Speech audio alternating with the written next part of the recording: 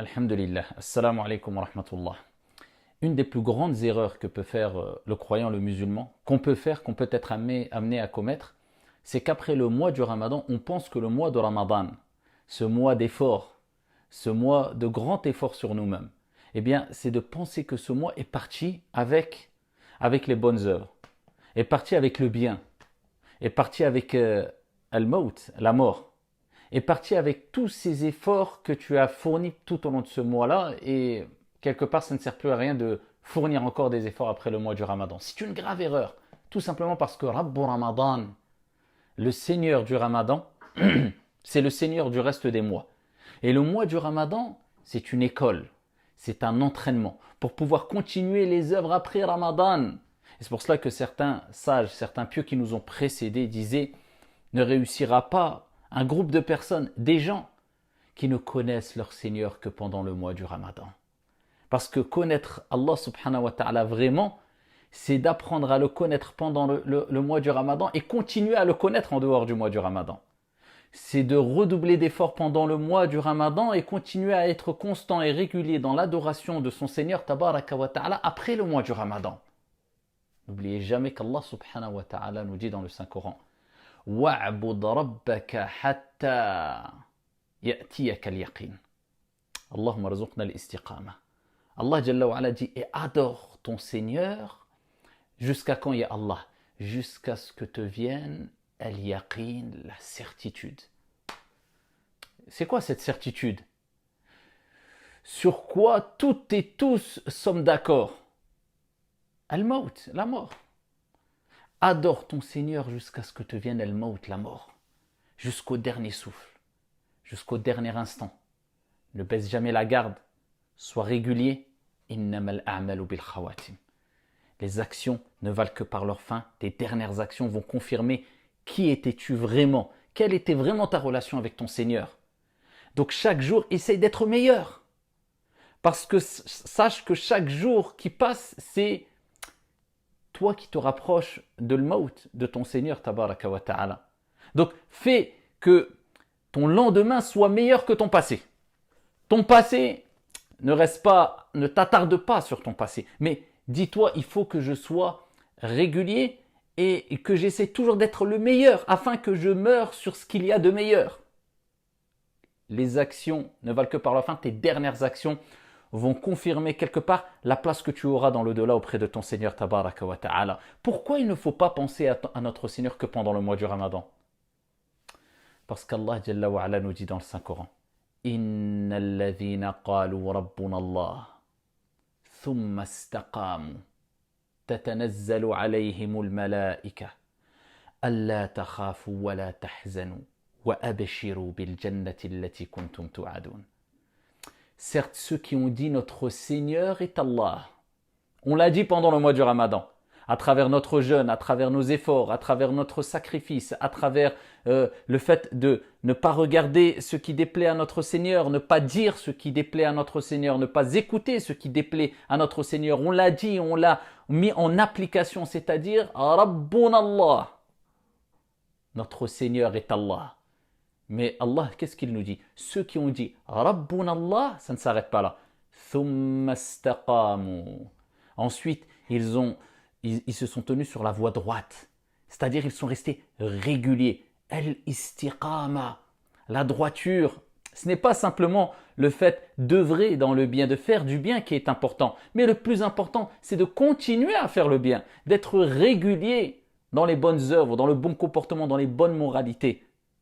Et c'est pour cela que notre Seigneur nous enjoint, nous appelle à demander l'istiqama, la droiture, 17 fois dans la journée, au moins, au minimum, en l'invoquant dans chacune de nos prières. Lorsque nous disons dans la sourate que tout le monde connaît, souratul Fatiha, Ihdina as-sirata al-mustaqim.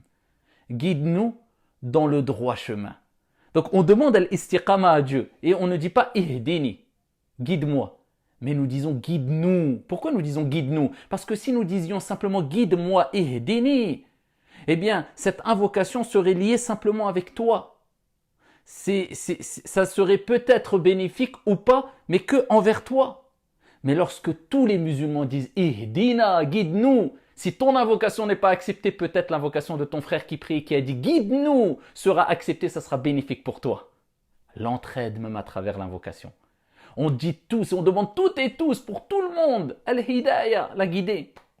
Le fait de suivre la droiture. Ihdina au pluriel, guide-nous. Guide-nous, c'est pas guide-moi, guide-nous. Ihdina ou ila sirat al-mustaqim. Vers la voie droite. On le dit donc, comprends bien que la voie droite, c'est la voie qui te permettra de continuer à œuvrer dans le bien jusque ta mort. C'est ça, sirat al-mustaqim, la voie droite. Rester dans la droiture de manière constante et régulière, sans excès, sans exagération, mais peu importe la quantité d'actions que tu fais, le principal c'est que tu sois régulier et constant. Car la pratique de la religion, ce n'est pas un sprint, mais c'est un marathon. Ensuite, ils se tiennent sur la droiture. Donc, ils restent constants. Après Ramadan, après le Hajj, après le jeûne, après avoir donné zakat, ils restent constants dans leurs actes d'adoration. Certes, pas au même degré peut-être, mais ils restent quand même réguliers. Il y a toujours cette relation. C'est quoi leur cadeau? C'est quoi le résultat?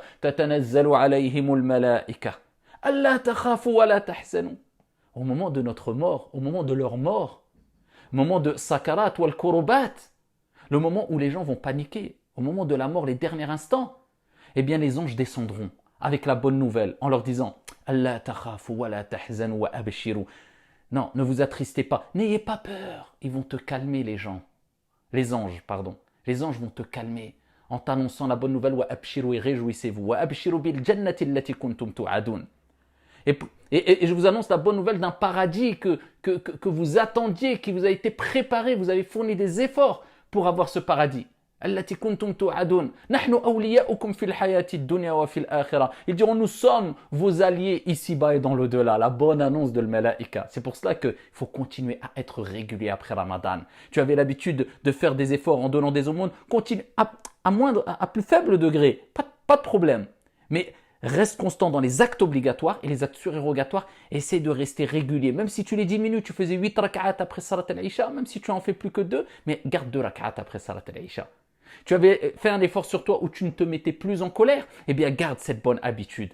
Tu avais fait un effort sur toi sur le fait que tu lisais le Coran de manière plus régulière, tu ne liras pas peut-être autant, mais garde ici cette relation avec la lecture du Coran.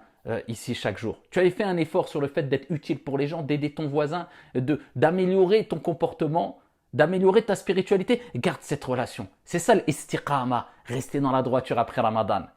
Ibn Rajab al-Hanbali, il nous rappelle qu'il y a des signes qui nous montrent que nos actions sont acceptées ou pas. Et il dit quand un serviteur, son action est acceptée auprès d'Allah subhanahu wa ta'ala, notre Seigneur lui facilite le fait d'accomplir une action, une œuvre pieuse encore par la suite après. C'est-à-dire que quand une action a été bonne, eh bien Dieu, si elle a été acceptée auprès de Dieu, Dieu va te faciliter de poursuivre ici d'autres actions après cette action qui a été validée par Allah subhanahu wa ta'ala. Donc, regardons qu'est-ce que nous avons fait pendant Ramadan et regardons notre état après le mois du Ramadan. Si nous sommes assez réguliers, c'est une preuve, Inch'Allah, un des signes qui nous montre que sûrement notre jeûne a été accepté. Par contre, si nous avons été irréguliers et nous avons tout abandonné après le mois de Ramadan, c'est sûrement un signe qui nous montre que notre jeûne, malheureusement, eh bien, n'a pas été complet et peut-être, on ne sait pas. Mais ça, ce jugement appartient à notre Seigneur, peut-être n'a pas été accepté. Pour ça, il faut rester régulier et il faut que le mois du Ramadan nous ait changé. Et ça, c'est un signe que notre jeûne est accepté. C'est pour cela qu'à titre d'exemple, notre Seigneur, quand il parle de la prière, il dit « Inna as-salata tanha 'anil fahsha'i wal munkar ». La prière, elle éloigne de tout ce qui est mauvais, turpitude, blâmable. Donc si tu pries et tu ne t'éloignes toujours pas des actes mauvais, de la turpitude, du blâmable, il y a un problème quelque part. Parce que la prière, c'est ça le but, c'est que ça te change, c'est que ça te transforme, c'est que ça t'améliore. Donc le mois du Ramadan, si ça t'a vraiment été bénéfique, regarde ton comportement après le mois du Ramadan. Est-ce que ça t'a changé? Est-ce que ça t'a amélioré ou tu as tout abandonné et tu as raté l'examen? Car le Ramadan est une école d'éducation. Afin de réussir son examen et afin d'avoir ce diplôme qui te permet de continuer à avancer, à t'améliorer et à t'élever vers le Très-Haut en dehors du mois de Ramadan. N'oubliez jamais de demander à Dieu al-istiqama, la droiture, la régularité et la constance après le mois du Ramadan. Qu'Allah accepte votre mois du Ramadan. Qu'Allah subhanahu wa ta'ala nous permette à toutes et à tous d'être encore meilleurs après le mois du Ramadan et que notre lendemain soit meilleur que notre passé. Amin ya Rabbal Alamin. Uhibbukum fillah. Qu'Allah subhanahu wa ta'ala le Très-Haut vous aime. Qu'Allah vous accorde réussite fi dunya wa fil akhirah, ici-bas et dans le delà. Amin ya Rabbal Alamin. Assalamu alaikum wa rahmatullahi wa barakatuh.